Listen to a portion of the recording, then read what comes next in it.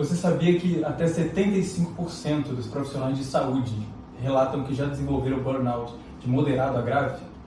Fique com a gente, você vai descobrir isso nesse episódio. O episódio de hoje é sobre burnout. Se você tem se sentido cansado, estressado, o que seria isso, propriamente dito? É o que a gente vai descobrir no episódio de hoje com essas duas pessoas fantásticas que estão aqui. Para esse papo tão necessário, a gente trouxe duas pessoas para falar sobre esse assunto de uma forma tanto profissional quanto pessoal.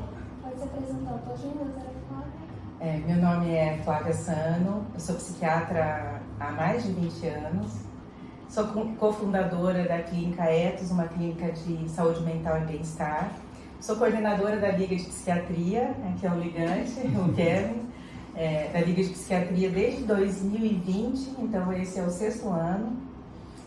Tenho pós-graduações, em terapias cognitivas pela USP, tenho de docência e preceptoria também, e a última pós-graduação que eu fiz foi de psicofarmacologia avançada e farmacogenética. E sou uma apaixonada pela psiquiatria, pela psique humana. Eu me chamo Kevin Paletó, eu sou que nem os estudantes também de medicina aqui da Embi Morumbi. Sou vice-diretor da Liga também de Psiquiatria e eu tenho interesse enorme pela saúde mental. Essa área me interessa bastante, assim, da medicina é o que mais gosto. E eu vim aqui aprender também e falar o que eu acho que eu posso acrescentar também para essa conversa. Eu acho que para a gente começar a dar uma introdução sobre esse assunto, muita gente fala sobre a palavra burnout sem realmente saber o significado dela. Vocês podem passar um pouquinho o que é o burnout? Então, assim, burnout, mais conceitualmente, é uma síndrome quando tem um excesso de carga de trabalho. Então, ele geralmente acontece no ambiente laboral, quando a pessoa exige muito dela mesma e ela acaba passando por um limite de estresse que ela não sabia que tem. E aí acaba que ela apresenta uns sintomas bem específicos, mas nem tanto. E acho que a doutora vai saber explicar ainda mais profundamente isso.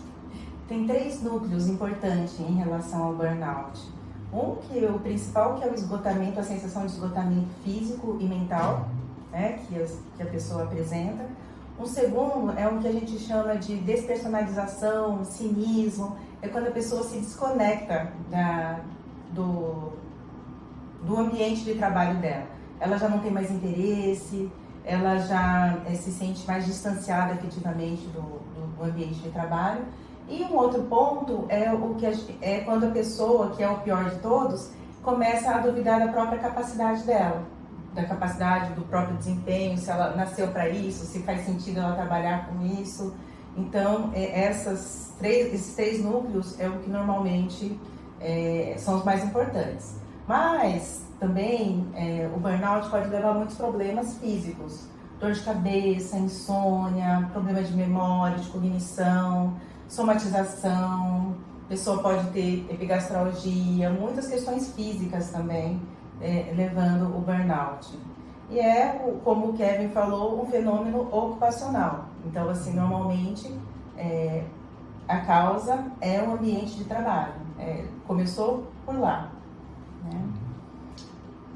Interessante essa condição do ambiente ocupacional. Esse ambiente ocupacional poderia se estender a outras áreas, assim, pensando em ocupação. O foco do burnout é o trabalho, né? Mas poderia existir uma espécie de burnout relacional ou acadêmico de medicina, porque é um trabalho também, né? Não, assim, como que eu faço? Legalmente não é considerado, né? Mas se a gente pensar que vocês sofrem também pressão do ambiente, chega a essa questão do esgotamento físico, mental, essa sensação às vezes até, aquele outro núcleo que eu falei, até um distanciamento, não quero mais saber da faculdade, e assim, será que é isso mesmo? Será que esse é o sentido da minha vida? Começar a duvidar, do seu propósito de vida, se você é para isso ou não. Então, assim, pensando assim, o acadêmico de medicina provavelmente tem esse burnout, mas não é considerado legalmente, porque não é um trabalho realmente formalizado. E pensando nessas áreas por ser ocupacional, você acredita que tem algumas áreas de trabalho que estão mais relacionadas a ter um índice de burnout, que tem uma vulnerabilidade maior de desenvolver? Os trabalhos que tem a interação entre pessoas é o que mais adoece. Então, assim, profissionais da área da saúde, policiais, são os que normalmente mais adoecem de burnout. A inter-relação entre os seres humanos é realmente desgastante, né? Acaba sendo bastante exigida das pessoas. Interessante essa condição, né? Que trabalhos mais mecânicos, eles tendem a ser mais tranquilos nessa questão da psique humana, né? Mas o que eu também muito me admiro da psiquiatria, né? Não tinha visto com todos esses olhos ainda. Confesso que hoje que eu estou olhando aqui, analisando esse cenário. Mas na sua vivência, assim, você tem um caso de burnout que a pessoa não acreditou ter burnout? Porque, assim, tem gente que vive isso, mas não acredita naquilo que tem. Ou, às vezes, a família também não entende que seja aquilo e continua pressionando. Isso tanto para estudantes quanto para o ambiente de trabalho, né? Que é o interessante ressaltar aqui, que é muito importante, é que, normalmente, as pessoas que sofrem de burnout têm um perfil. E são essas pessoas mais autoexigentes, muito competitiva, são pessoas assim que se entregam totalmente para o trabalho, que esquecem da vida pessoal e colocam, né, como meta principal é só o trabalho. Então essas pessoas já têm uma condição de ser resistente, a imaginar que posso estar adoecendo por conta do trabalho, que para ela é a coisa mais importante do mundo. Então, assim, às vezes demora muito tempo para a pessoa realmente entender que ela está com uma síndrome de burnout, que ela precisa se cuidar, que ela precisa mudar realmente a forma dela lidar com o trabalho. E às vezes ela chega mesmo no consultório, no psiquiatra, já com depressão, já com transtorno de ansiedade. Aí sim ela acaba assumindo, aceitando que está com burnout, porque muitas vezes precisa até afastar ela do trabalho. Eu acredito que por esse perfil seja muito difícil no momento do tratamento, né? Porque muitos não querem ter esse afastamento do trabalho. Porque são pessoas que têm esse perfil mais, como que eu posso dizer? Exigentes? Se cobra muito como profissional, como pessoa. Então, assim, assumir que não está em boas condições de trabalhar, que adoeceu, que é muito difícil para esse perfil, né? Tanto que, assim, as pessoas que têm a cabeça mais tranquila, são pessoas mais relaxadas, mas é mais difícil mesmo de adoecer, né? Quem adoece é quem realmente exagera, né, na importância que dá, né, ao trabalho. Você falou sobre essa característica das pessoas, né? Mas pensando num ponto de partida, assim, claro que tem um perfil, né? Mas eu creio que todos podem acabar, dependendo das suas condições, desenvolvendo o burnout. Quais seriam assim, os primeiros sinais, né? A senhora comentou sobre quase que seria um tripé, né? 3 núcleos, mas quais seriam os primeiros, assim, os sinais de alerta, por assim dizer? Sim, sinais de alerta? De que, assim, talvez alguém que esteja assistindo possa pensar. Uma questão que não sei se você quiser responder, que é assim, como que a gente diferencia um cansaço normal de uma síndrome de burnout? Exatamente. Quando você começa a desconfiar que passou do ponto, né? Um cansaço normal, a pessoa, ela vai dormir, ela vai tirar férias, ela vai descansar e ela vai se recuperar, né? Agora o burnout não, é um sofrimento que além da pessoa, mesmo ela descansando, mesmo ela tirando um tempo, né, de férias, ela não se recupera, algo mais intenso e mais prolongado. Então, que você perguntou dos sinais, né? Então, quando você começar a sentir que está o esgotamento, que está cansada e assim, tudo que você faz, descansar, tirar férias, dormir muito, não está resolvendo, então já não é um cansaço, já realmente pode ser a síndrome de burnout. E pensando nesses sinais de alerta, qual você imagina que seriam as possíveis formas de prevenir isso? Se você sente que você está tendo, antes de você realmente desenvolver a síndrome?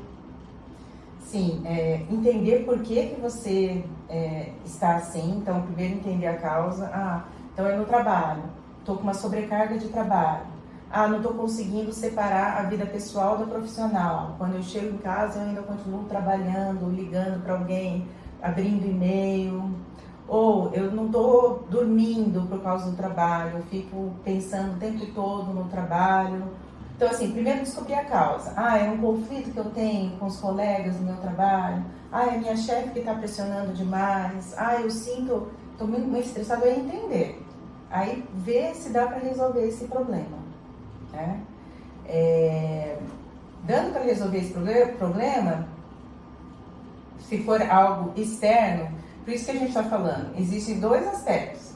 O externo, que é o ambiente de trabalho, a instituição, né? O quanto que ela pressiona como que é o ambiente, como ela pressiona, e o outro a própria personalidade.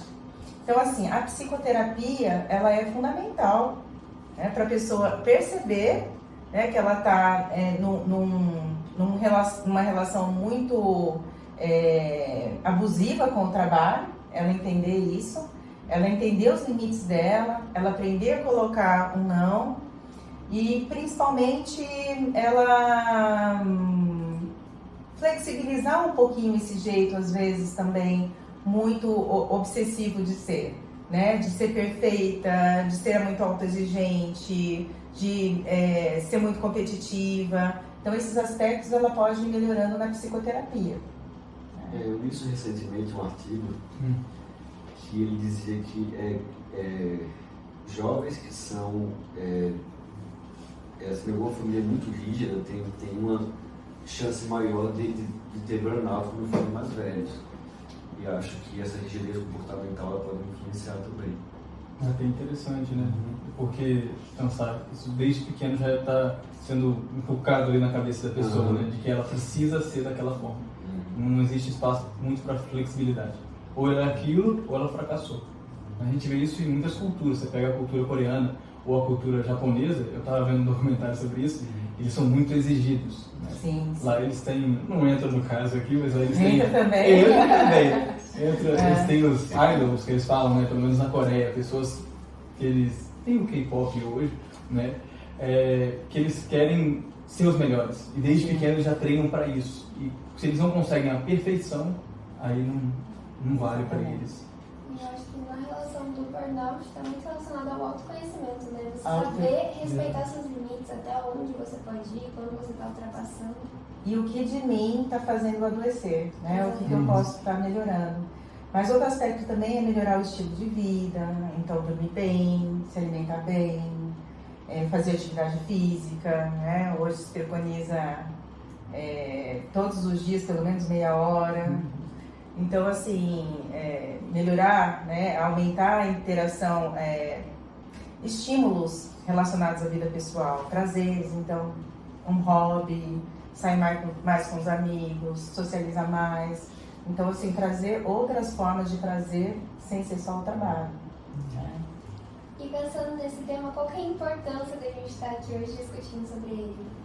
Então, isso é muito importante porque as pessoas têm que tomar consciência de que o trabalho nem sempre é o principal da nossa vida. Pelo contrário, ele pode ser algo tóxico que adoeça.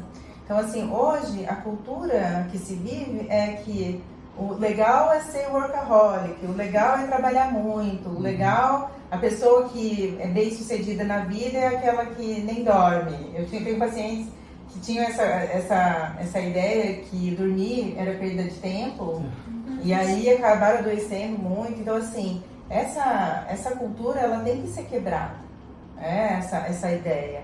Então, assim, falar sobre o burnout, o quanto que a falta de equilíbrio nessa relação com o trabalho pode adoecer as pessoas, isso é muito importante, né? Porque senão todo mundo vai... Não é? Como que é o estudante de medicina nisso? Então, eu vou falar isso agora, porque acho que nem é só trabalho, né? A gente, como estudante, é cobrado o tempo todo a ter um currículo perfeito, a ter notas perfeitas, então, assim, por pais e também pelo curso, né?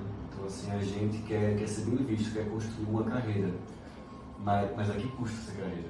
Então a gente acaba pagando por uma saúde mental, né? Muitas vezes.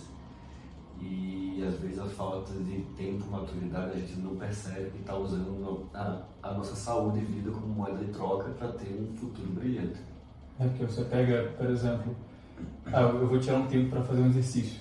Não, eu vou tirar um tempo agora para descansar. E parece que, pelo menos comigo, parece que eu estou perdendo meu tempo. Assim, Então, eu estou desperdiçando. Tinha tanta coisa para fazer, eu estou dormindo, eu estou fazendo exercício.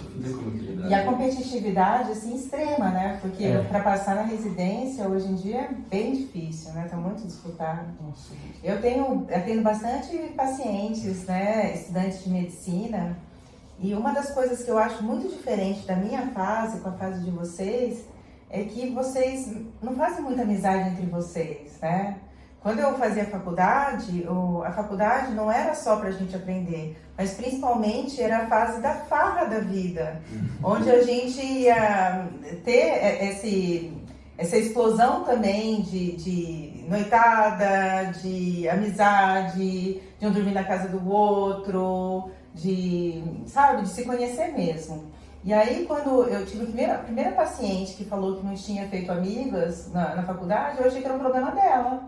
Eu falei assim, nossa, acho que ela tá bem depressiva. Depois, eu fui atendendo outro, eu fui vendo que ninguém fazia amizade, né? Também tem uma sobrinha que faz medicina, tem a neta da doutora Neuza também, e eu perguntei sobre isso. Eles falaram assim, não, a gente tem muito pouco amigo, a gente não se diverte junto. Então, isso é algo que falta muito, eu acho, para essa geração. A gente sabe que tem um número maior de faculdades de medicina, né? E a gente pensa assim, o que vai ser do nosso futuro, né? Ou do meu futuro, se eu não for o melhor naquilo que eu estiver fazendo, né? E hoje, coloca-se assim, que se você não tiver uma especialidade, então você já está para trás. Então, que a especialidade ela não é uma opção, é uma obrigação. Vocês vivem uma pressão desde quando faz, como se eu não tivesse feito medicina, né? Então, mas assim, eu vejo assim que é uma pressão desde quando tá lá no cursinho, passar na faculdade, durante o curso inteiro, né? Depois a residência ainda piora, porque são poucas vagas, dentro da residência. Realmente o profissional de saúde, então tem um dado que mostra que foi a Lancet, que esse dado que vocês falaram, que 75% dos profissionais de saúde, que foi publicado na Lancet em 2023, sofrem de burnout moderado a grave. E assim, os médicos em si, 63% dizem ter sintomas de burnout. Então, é algo que, assim, seria importante estar revendo, né, de que forma viver mais a vida, porque não adianta também, né, depois viver de uma maneira tão sofrida, todos os dias da sua vida, não faz muito sentido, né? Eu acho que isso está bem relacionado ao que o Cássio tinha falado anteriormente, que assim, o tempo que ele tira para descansar é o tempo que ele está se culpando de estar descansando, então ele não descansa ali de verdade. Esse sono, esse cochilo que ele ia tirar, ele acaba que está se culpando nesse tempo. Então ele não tem esse descanso, ele não consegue descansar realmente a mente. Então, pensando nos estudantes de medicina, voltando neles, nessa questão da romantização do sofrimento da medicina, porque desde o cursinho até durante o curso você sempre escuta que você tem que comer livre, você não dorme, você não faz nada. Então, o que você acha dessa romantização do sofrimento que tem para o estudante de medicina, aumentando ainda mais a pressão de um curso que já tem um volume grande? Eu acho que essa romantização, vou fazer uma brincadeira, tá? Que essa romantização aumenta o número dos meus pacientes. Então, tem um estudo publicado na JAMA Psychiatry em 2023 que mostra, assim, é um estudo longitudinal de 10 mil trabalhadores que mostram que quem teve burnout severo tem 200 vezes mais chance de desenvolver uma depressão ao longo dos próximos 2 anos. Então, se a gente fizer uma comparação do que vocês estão falando, de como a vida do estudante de medicina é sofrida, é tendenciosa a um burnout, a gente pensa que provavelmente você tem uma propensão muito maior a ter depressão. Então, essa romantização, o que vai fazer? Adoecer mais as pessoas, principalmente no quadro depressivo e ansioso. Pensando no nosso autoconhecimento, assim, o Kevin, que é da Liga, né, de Psiquiatria, como que é Assim, porque o que a Liga propicia pra gente? Porque a gente está falando para estudantes, né? Então, como que a Liga te propiciou esse contato maior com a sua própria mente, ou de entender aquilo que a gente está falando aqui? Porque é muito profundo. Então, uma das funções da Liga é nos dar uma base extra do que a gente tem aqui, né? Então, lá a gente mergulha em todos os temas assim, psiquiátricos e é assim, muito legal ver nas aulas, né, as doutoras explicam, elas trazem casos também clínicos delas, e lá a gente pega muita experiência só ouvindo. Então a gente escuta muito de depressão, ansiedade, burnout, assim, cada aula eu aprendo muito mesmo em cada aula. E é interessante que a gente está falando isso sobre estilo de vida, não é essa a intenção, mas assim, parando para pensar, a forma como a gente leva a Liga também é de maneira muito leve, muito descontraída. Lá a gente tem lanchinho todo final, a gente conversa bastante, a gente dá bastante atenção. Eu e a doutora Neuza, a gente tenta sempre mostrar a nossa paixão pelo que a gente faz. Então, também acaba envolvendo, né? Não só o aprendizado, mas também talvez o exemplo, né? O psiquiatra tenta levar de uma maneira tudo mais leve as coisas, né? Dentro desse contexto, né, não só da Liga, mas da psiquiatria também, né? Tem-se muito, pelo menos, eu vou falar na minha geração, mas dos meus pais, avós, de que quem vai no psiquiatra é doido, ou que se você está indo no psiquiatra, a pessoa já te olha estranho, fala, não, então já não está legal. Como que é esse tabu, digamos assim, né? Não sei se poderia usar essa expressão, mas é difícil essa... Não é por um acaso que a psiquiatria tem, né, as pessoas têm esse estigma com ele, ou esse preconceito, porque realmente a psiquiatria ela deu uma deslanchada, uma evoluída muito grande nos últimos 20 anos. 20 anos, quando eu fazia residência, tinha poucas medicações, ainda tinha, né, a questão do hospital psiquiátrico, que era um dos principais tratamentos. Então, não é à toa que existe todo esse medo nas gerações minha e dos meus pais e tal, né? Mas, assim, eu fico muito feliz com a geração de vocês, que já realmente não tem... Também vocês estão vivenciando o desenvolvimento da psicofarmacogenética, de todos os avanços da neurociência, né? Vocês estão vivenciando isso. Tanto que a psiquiatria é uma das especialidades mais disputadas hoje em dia, né? Então, vocês não têm mais tanto... Não percebo quando eu atendo pessoas da geração de vocês com nenhum tipo de preconceito. Mas, às vezes, eu atendo a mãe. Teve outro dia que a paciente falou assim pra mim, não, eu entendi, doutora, que eu vou precisar tomar essa medicação, não sei o que, entendi o que eu tenho e tal, mas agora você vai ter que convencer minha mãe, posso chamar ela pra subir? E ela já era adulta, né? Não precisaria, mas eu falei, não, então chama. E aí a mãe questionou, perguntou mesmo por que precisava. Então, assim, a geração passada ainda tem, mas a geração de vocês, assim, é muito mais aberta, porque... Mas a população, em geral, ainda tem essa mescla de preconceito, tem bastante gente ainda com preconceito, né? Uma das coisas que eu faço para tentar diminuir esse preconceito, diminuir o estigma, é o meu podcast, que chama Surtadamente. Excelente, inclusive. Vou fazer propaganda, né? Sigam aqui Surtadamente. Que é assim, a gente tenta levar de uma maneira muito leve, muito irreverente, muito didático, assuntos sobre saúde mental. E com isso vai diminuindo, né? Com mais conhecimento vai diminuindo muito esse preconceito. Então, sigam lá o Surtadamente. Eu acho que pensando nesse estigma que ainda existe um pouco sobre ir procurar ajuda médica, qual que é a importância da pessoa dela procurar essa ajuda médica quando ela está tendo sintomas de burnout? Por que é importante ela procurar essa ajuda? Se ela tiver ainda só com o burnout, é muito mais fácil, porque a psicoterapia, a mudança de estilo de vida, então ela ainda não adoeceu. O burnout não é uma doença. Assim, foi considerado pela OMS, né, e foi até incluído no CID-11 como fenômeno ocupacional, mas não como uma doença. Então, assim, antes de adoecer, vai cuidar, então, desse quadro de esgotamento mental e físico, desse quadro, dessa síndrome aí de burnout. E por isso que é importante reconhecer isso antes do que adoecer mesmo. É interessante a Tá? questão do burnout não ser uma doença propriamente dita. Né? Tem gente que, eu vou falar por mim, eu particularmente achava que o burnout era uma doença. Eu achava, eu pelo menos tinha essa visão de que o burnout seria, você comentou sobre o CID, né? Seria uma doença, mas então ele é como é que eu posso dizer? É um limite antes de você... É só um nexo causal, assim, mostra que é um fenômeno relacionado ao trabalho. Mas assim, teoricamente, ele deveria ter toda a legitimização para conseguir afastar a pessoa. Por quê? Porque o burnout pode incapacitar a pessoa. Mas assim, na prática, se uma pessoa vai com um diagnóstico só de síndrome de burnout, ainda não é reconhecido.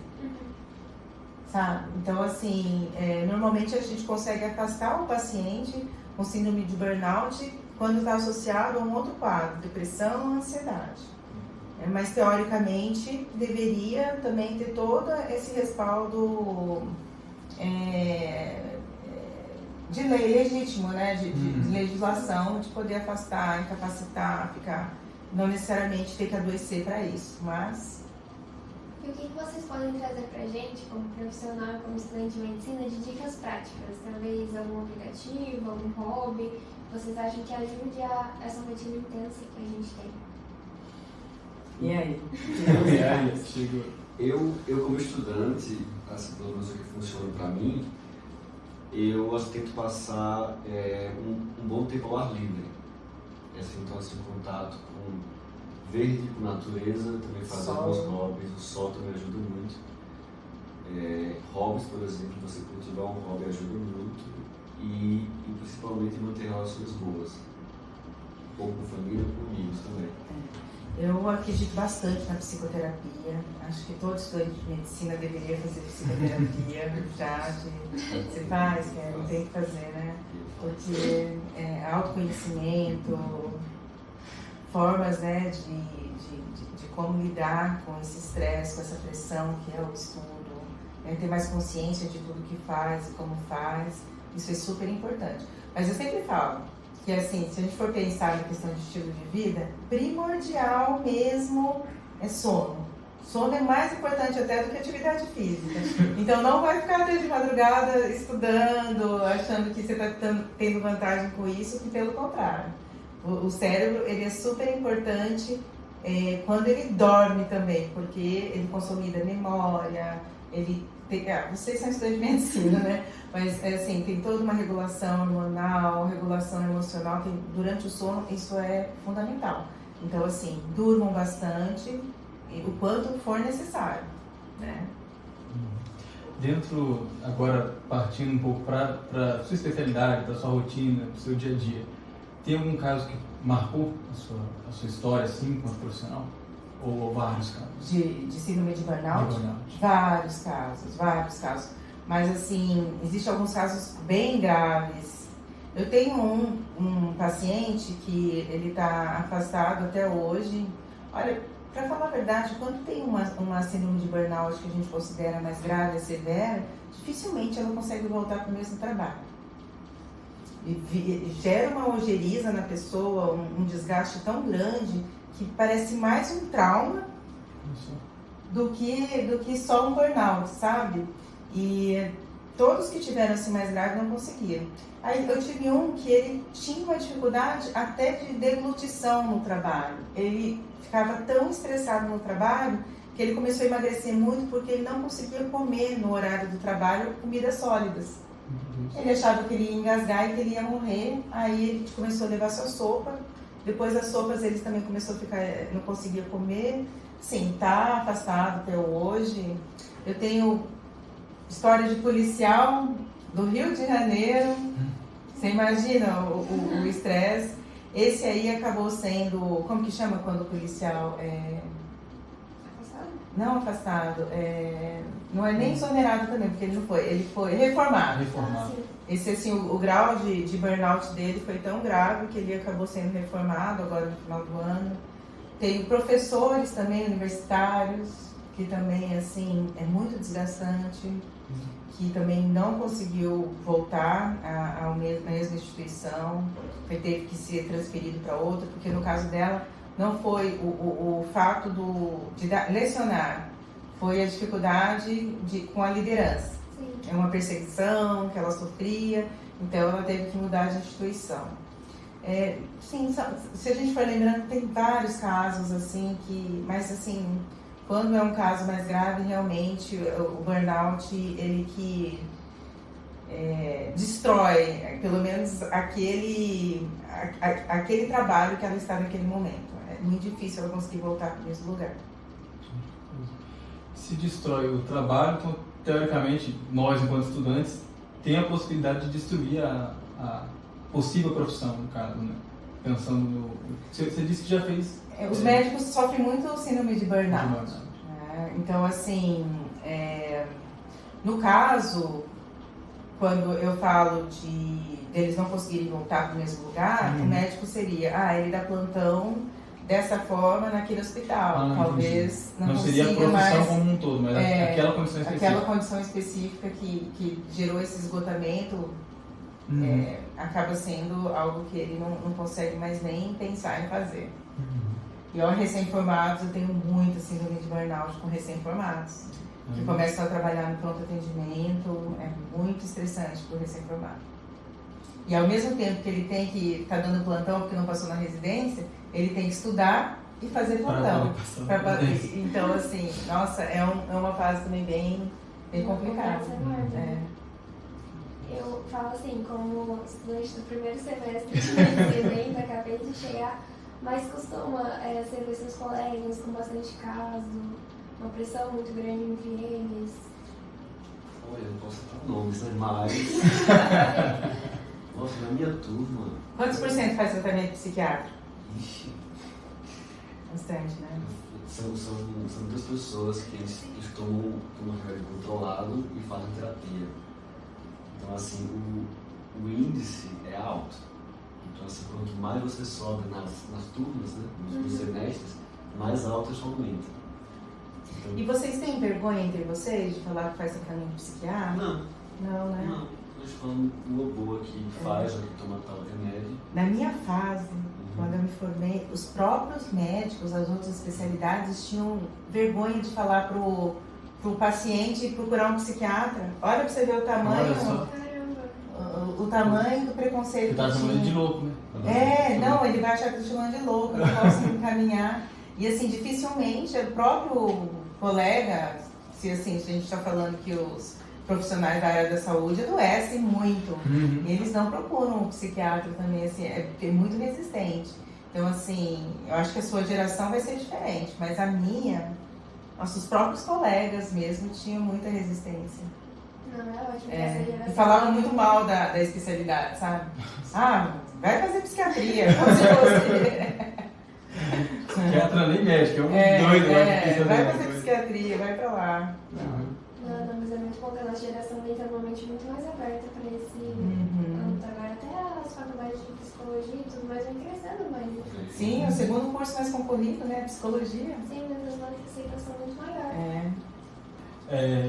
Você acredita que hoje as pessoas estão tendo mais burnout e por isso estão procurando mais?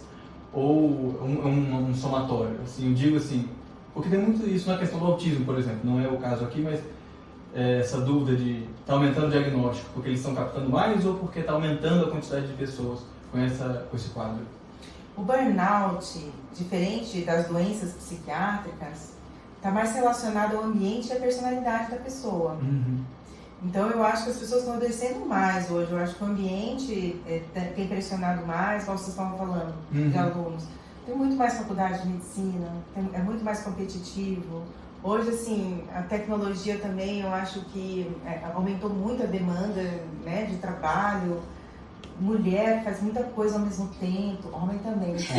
Não, também. Mas assim, se a gente for pensar da maternidade e trabalha, então assim, eu acredito que o burnout esteja aumentando porque não é uma questão mesmo de ambiente e de personalidade. Aí aquilo que você estava falando, você leu o artigo, que pais muito rígidos, né, com uma educação mais rígida, muitas vezes transformam filhos assim, perfeccionistas, também mais inflexíveis, mais autoexigentes. Então, assim, tem a ver com o ambiente. Eu acho que tem aumentado. Diferente de doenças, por exemplo, que você estava falando do autismo. Na verdade, o autismo tem uma relação muito grande com a genética. Então, o que aconteceu é que ampliou o espectro do autismo. Então, muitos quadros que eram leves e não entravam antes, né, na categoria do autismo, hoje entra. Tem muito mais informação, as pessoas procuram mais e tem muito mais instituições para cuidar desses quadros. Então, é diferente. Né? Uma coisa é ter ampliado o conhecimento e ampliado a possibilidade das pessoas procurarem ajuda. Outra, eu acho que é o ambiente que se tornou muito mais tóxico hoje em dia para adoecer. Porque hoje globalizou tudo, né? Assim, é quase como se o mundo fosse uma consciência única, por assim dizer. Não digo única em questão de personalidade, porque cada país pensa de um jeito, pensa de uma forma, mas eu acompanho muito um médico que chama Augusto Cury, e eu acho ele muito bom, fantástico. Ele fala sobre a síndrome do pensamento acelerado, que é algo que eu acredito que ele tenha cunhado esse conceito, mas é que a mente hoje, como a gente já pontuou, ela é inquieta, ela não consegue parar mais, porque a gente vive numa sociedade que tudo sempre está em movimento. E a gente já contou sobre aplicativos e de práticas também, mas quando a questão é interna, assim, quando a pessoa... Falou-se da psicoterapia, né? Mas às vezes a pessoa não se encaixa nela mesma. Não sei se a senhora já pegou quadros assim, em que a pessoa entra na despersonificação também, né? Na despersonalização. Mas a minha pergunta seria assim, o que fazer no caso em que o problema é a pessoa em si, não só dela querer trabalhar, mas dela não se sentir pertencente ao que ela vive, ao que ela... Uma pessoa que assim, igual você está falando, parece que vive uma crise mais existencial, Isso. Uma dificuldade muito isso grande se expande para outras se auto-entender, se autoconhecer. Realmente, nesse caso, provavelmente ela nunca vai se encaixar, né, numa profissão. E assim, a chance dela ter um burnout é muito maior, porque ela não vai estar feliz em nenhum trabalho que ela for. Né? Nesse caso, psicoterapia intensiva. Intensiva, aí tem que ir para uma questão mais de autoconhecimento e procurar, tentar encontrar o seu propósito de vida, mais nesse contexto. Em relação a essa sociedade moderna agora, como você estava falando, muita gente agora, para dar conta desse não parar, costuma usar muitos estimulantes, principalmente na área da medicina mesmo, vários estimulantes para conseguir ficar mais tempo acordado, conseguir estudar mais, às vezes até droga mesmo. O que você acha desse uso? Essa pergunta é muito importante para esclarecer, porque assim, muitos estudantes, eles acham que tomando anfetaminas ou as ritalinas da vida, né? Hoje assim, o Venvance também, né? A lisdexanfetamina é algo bastante usado, não ajuda quem não tem TDAH.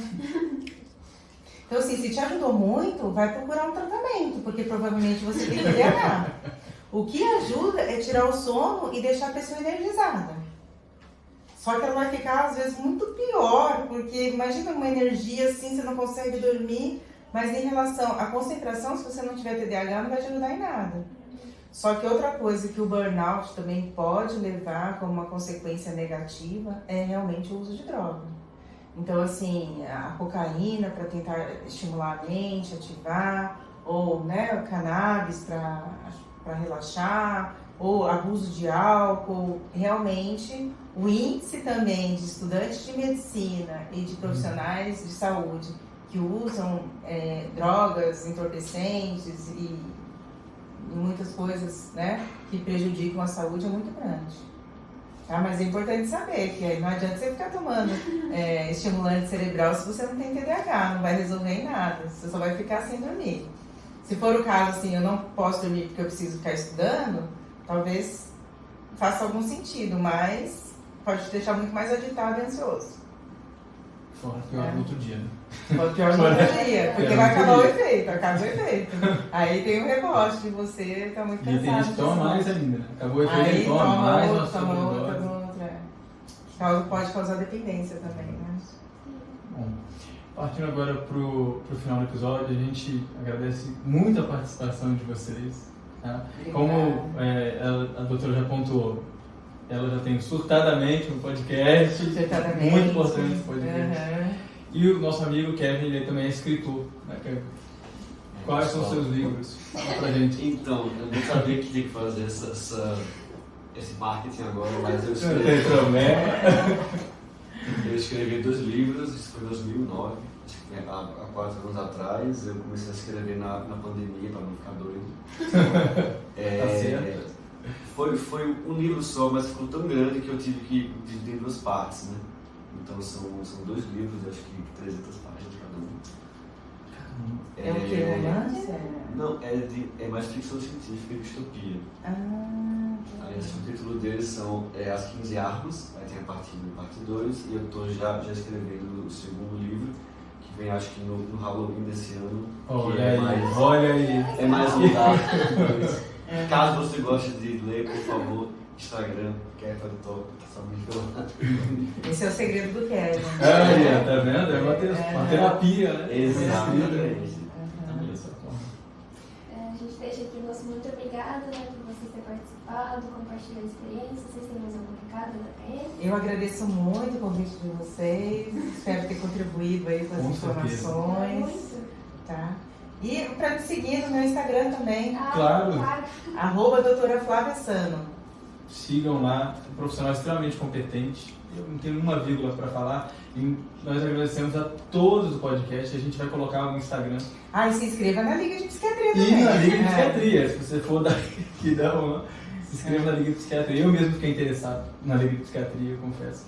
Por causa do lanchinho depois. Não, para aprender. Poder aprender. Todo mundo quer esse lanchinho. Não se esqueça de seguir a gente também, né, em todas as redes sociais. A gente está no TikTok, no Instagram. Isso. Onde mais? TikTok, Instagram, YouTube. Onde você pensar, nossa, tem uma rede Todo social. lugar a gente tá lá. A gente tá lá. Segue a gente lá e continua acompanhando os nossos próximos episódios, viu? Tchau, gente. Tchau, Tá tchau. bem.